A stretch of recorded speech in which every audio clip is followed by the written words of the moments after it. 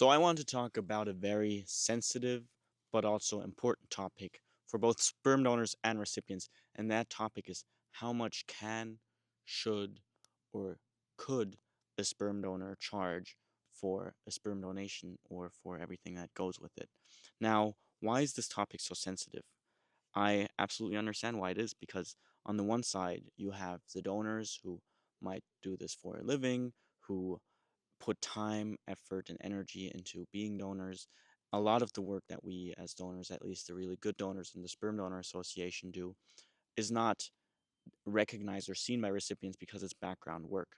It's being the person we are, it's being healthy, it's taking care of ourselves, it's working out, it's eating non toxic food, spending time outside. Those are a lot of things that are a nice lifestyle and, at least for me, fun to do.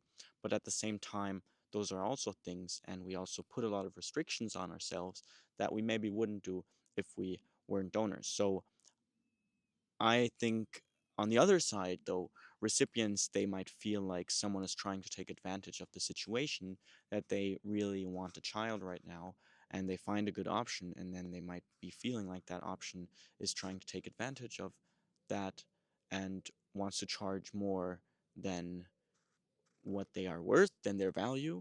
And I think there you can already understand why this topic is so emotionally loaded and why it's so important for recipients and donors to have a good feeling and understanding what a fair pricing is and how to talk about pricing, but also to understand that it's not just a sperm donation recipients are paying for. And at the same time, for donors to understand, hey, this is money that might go towards your future biological child, and this woman really wants a child, and you should be there to support that wish, and you should be there to support and go on that journey and not lose yourself in the greed and in the money that you can make as a donor. Because as we can see with sperm banks and clinics, one good sperm donation can be worth 20,000 or more because they take one vial and they split it into many smaller vials and they sell each one of those for between 1,000 and 2,000 US dollars.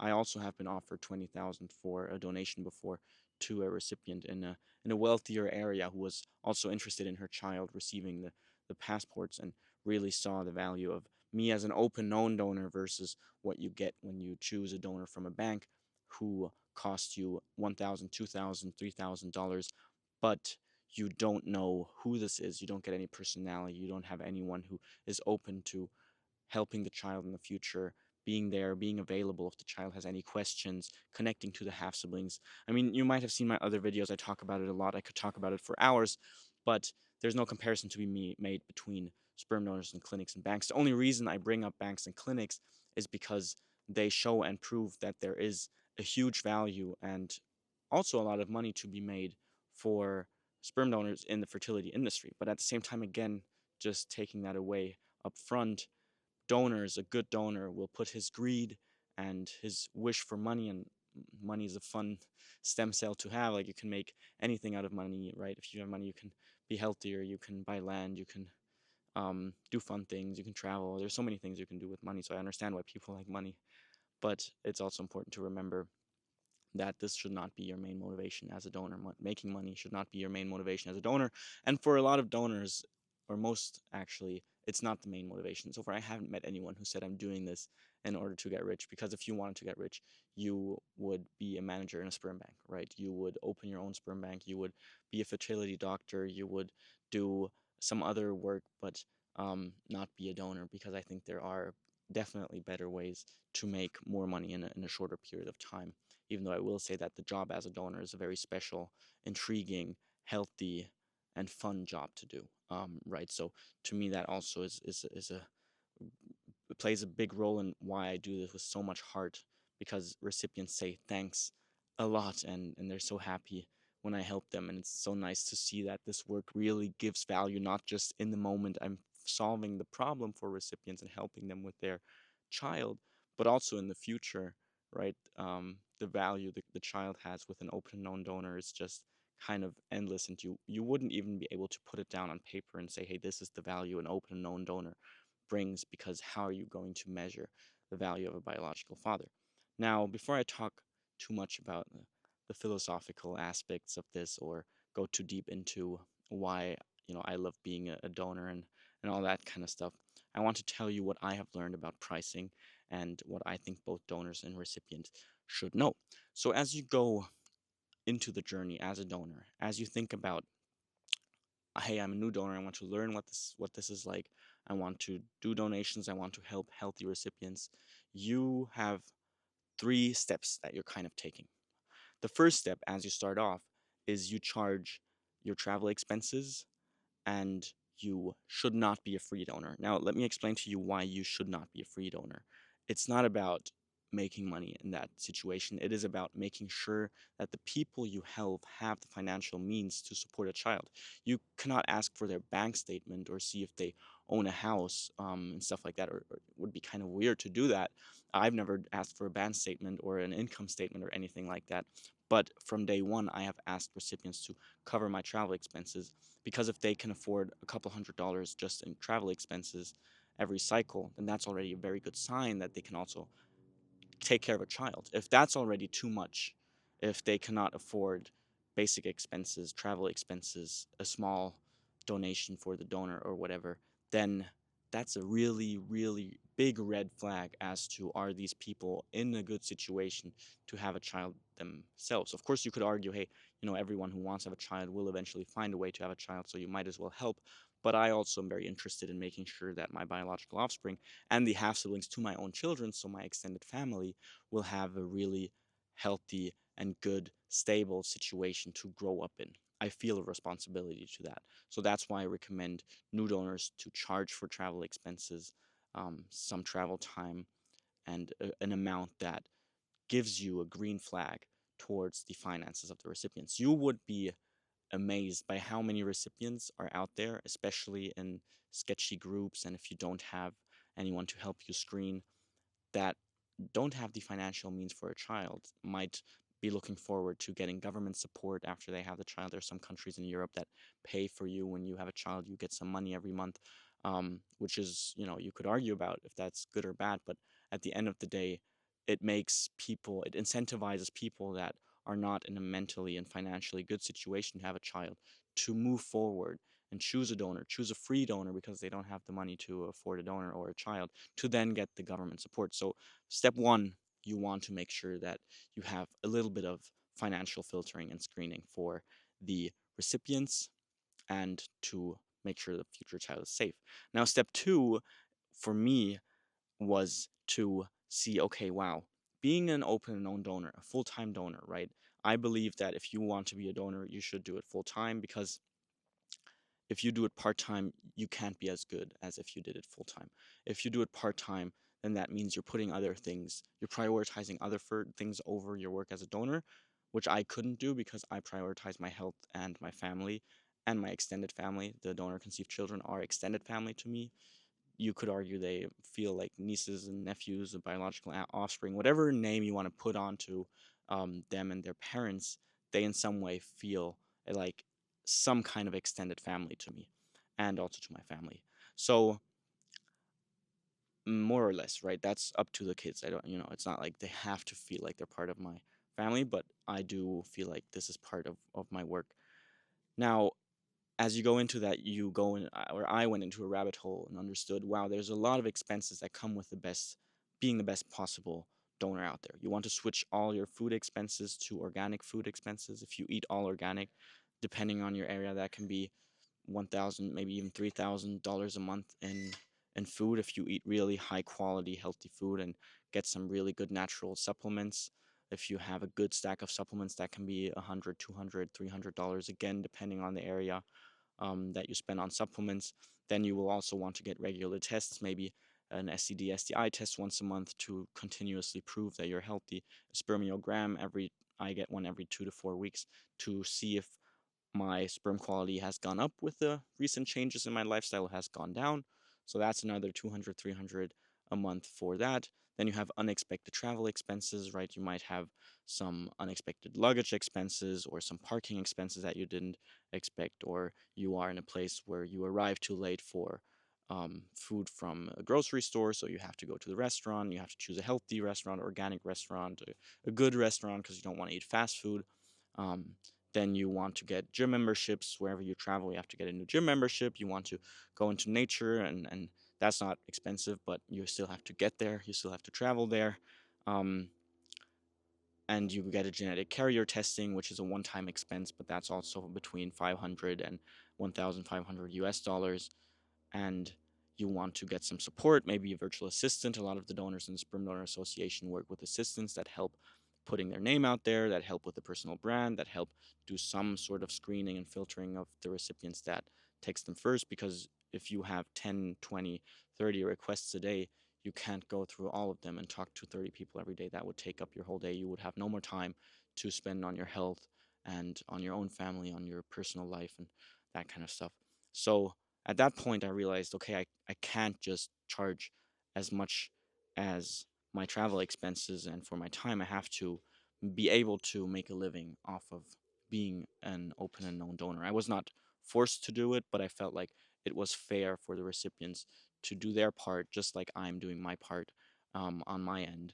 So at that point, your price, if you are an open and known donor and you live from that, or that's kind of the work you do, then you also have more expenses than you would have as like a part-time donor or something like that.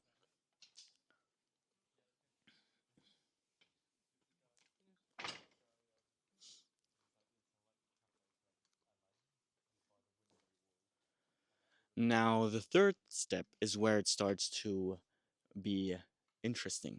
The third part, or where I am at my journey, or have been for a couple months now, and I'm still kind of navigating that, is when you receive more demand than you can supply. So I can help between 1 and 2 recipients a week. You want to keep some time in between the recipients you help, a couple days before, a couple days after. You can't do, 3 donations a day, or anything like that. You can't just scale as a donor. Also, because you only have a family limit, or good donors usually have a family limit. My family limit is at 50 worldwide. And then in countries like the UK, or I have 10 in Austria, my family limit is 3, just kind of the local regulations. So you can't just scale it and say, oh, yeah, no, the demand is going up for you as a donor. And now you just you just give out more donations and you work with 10, 20, 30 recipients a week. That wouldn't work. Now, you have 3 ways you can handle that supply demand issue. 4 ways, actually. One way you should do, anyways, is you should help other people become donors. On your journey, as you meet other guys, as you talk to other young men, you might want to invite them to the Sperm Donor Association, or you will want to help other donors in the Sperm Donor Association become better donors, because you might not get any direct benefit from that, but your children indirectly will benefit from there being other healthy, open known donors out there. So you have to kind of think around the corner and understand that it's not just about you and your family, it's also supportive to you and your family if you help other people build their families with a different donor, as long as he's a really good, open known donor. That's something you can do or should do as you get into that situation. Now, I did that, or I'm doing that, and I still get much more requests than I can support or that I can supply. So there's basically 3 ways you can handle that then.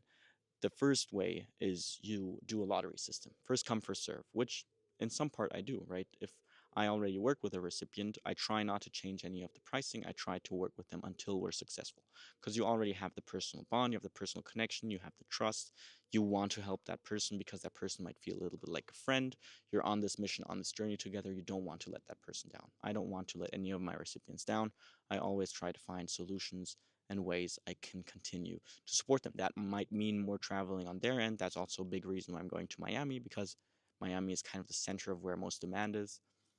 And I can help both recipients from Europe and the US while I'm in Miami. I can help Asian recipients and European recipients once a year by traveling there too. And I don't have to travel around all the time. So you kind of have a first come, first serve, anyways, because you are continuing to help those that were already working with you in the past, and you want to finish the job, solve that problem with them and for them. Now, with new recipients, though, you cannot just, I at least cannot just draw the lottery. I can't just say, I'm gonna like roll the dice and see who am I gonna reply to, who am I going to work with. So you don't that's not really an option for me because I want to be able to support both my children and the donor conceived children with the healthiest and best network of half siblings I can possibly find.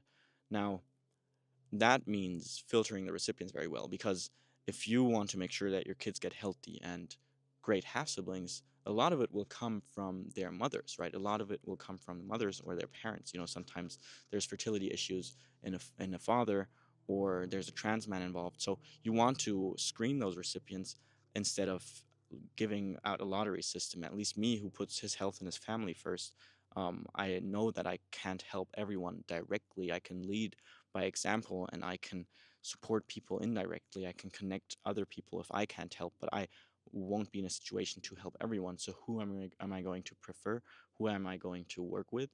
Will be those that are healthy as well, that have good signs that they're doing well financially, that they can provide for a child financially, and who seem respectful and kind, who seem like a great benefit to this network of half siblings. And also, someday the recipients might want to connect with each other because they have gone through similar experiences as single moms or lesbian couples. And so they might want to kind of foster that community between the mothers as well. And that's why a lot of my recipients really value that I put in this time. Now, the problem about this path, is kind of the second path to solve the over demand issue, is that you would have to screen 20, 30 people every day. And to screen people really well, sometimes it can take a few minutes. You see some smoking, you see some drinking, you see crazy obesity or disrespect. That's a quick no, that's a quick red flag. But oftentimes you want to have a longer conversation, maybe an hour or so with the recipients, of video call, a lot of chatting, meeting them in person. You can't do that with 30 recipients a day. Let me tell you, it's not possible. The day, at least awake hours, are only 14, and I spend about 2 or 3 hours a day on my screen at most if I can. Sometimes I have to do more, but I try to spend only a few hours a day on my screen talking to recipients, chatting with recipients. And I can't, travel to 30 recipients a day, let's say in the UK, and meet them all in the same day. But um, what you can do, and that's a third option, and that's again where it gets sensitive for many, is you can raise your prices as a donor. Now, why would you want to choose that? Raising your prices, at least as long as it's not crazy numbers that are just unaffordable for most, as long as it's money that most people can or should be able to afford, it filters out a lot of recipients that don't have the financial means, but it also gives you a better idea of, okay, who really prepared well for this future child. If someone is in her mid 30s to late 30s and has no money or has little money to go with a donor, then that's kind of a red flag for her mental and physical health as well. Because most people that are mentally and physically healthy in their 30s have a good amount of money. You know, if you've done a couple of years of 9 to 5 and some working and stable job, you will have enough money to um, to also pay for a more more premium donor, a donor who's trying to be one of the best and who gets a lot of demand. If you are in a relationship with another woman, then you are two people kind of making money and working or living a life. And then again, you should have the financial means to also pay for the donor. And this again is where it gets sensitive or a vulnerable topic, but that's also why I think it's so important to talk about. Now, from my perspective, I personally have some entrepreneurial mindset, but I keep trying to remind myself, don't let the greed go into your head. Don't let the money go into your head. What I like to remind recipients of when I charge more than what my living expenses might be is that, first of all, it is a great filtering and screening of the other recipients for the network of half siblings. And then at the same time, it's also a great way to make money that I can then use to buy land, which I in part want to inherit to my children to a certain amount. But I don't want to spoil my children. If there's more than that, I want to offer that land also to the donor conceived children. I want to give them the opportunity to go outside. So you should, as a recipient, maybe ask yourself, okay, this is an expensive donor, and I would say, I'm compared to most other donors, I'm an expensive donor. Compared to the banks, maybe not, but I don't think a comparison to the banks is fair. Um, if you have a donor who charges a lot and who has a great network of other recipients and half siblings for your child, you will ask yourself, okay, that money that I'm spending, what is that being put towards? With me, it's being put towards land. I've been a land investor before I became a donor. I think I'm a very minimalistic person. I don't spend a lot on myself. I do spend a lot on my health, but not a lot on like unnecessary things that are not good for my children and for my future family or my health. If it's not good for my health or my future family, my children, I don't really want it. I don't need it. I don't want an expensive car. I don't need a PlayStation. I haven't played video games in a while. I don't need um, luxury trips and like luxury hotels. Of course, it's nice if I'm getting a 5-star hotel by a recipient. It's a fun adventure, but I always say that it's not necessary to like spend too much on that and keep more for the kid, and that's also what I'm thinking. Now, if I make more as a donor than what I spend on my health, and it's been like that for a while now, at least depending on the place in the UK, I'm not allowed to do it, so I have to keep track of what I'm spending and what I'm making, just to make sure that I don't get into troubles with like the immigration laws here or the work visa laws. But in other countries like the US, for example, the demand is so incredibly high and the supply is so low that yes, you will, if you're a really, really good donor, be able to make much more than what you would spend on your own health. You can only spend so much on health, right? At some point, you got all the tests, everything's organic, all the supplements are top tier. You have all the gym memberships and do all the workout. At some point, you can spend maybe another 2000s on some fun gimmicks and stuff, but that might make your health go up by 0.2%. It doesn't really have an impact anymore at some point. Now, with the additional money, you will want to have a donor, and you as a donor will want to think about, okay, I'm making more now than I'm spending. What can I put this towards that will be good for my future children, grandchildren, and my biological offspring, the donor conceived children? And for me, it's land. I want to own a lot of land where my kids can live from, but also donor conceived children can visit and spend time with their half siblings, kind of maybe go on a summer camp once a year and get together and build those connections to their half siblings and kind of make friends. But also, if that's more than what I want to inherit to my own children, I want to inherit. I don't want to spoil anyone. I've met a lot of spoiled people on the way, and it never turned out good, and their fertility was usually, um, kind of.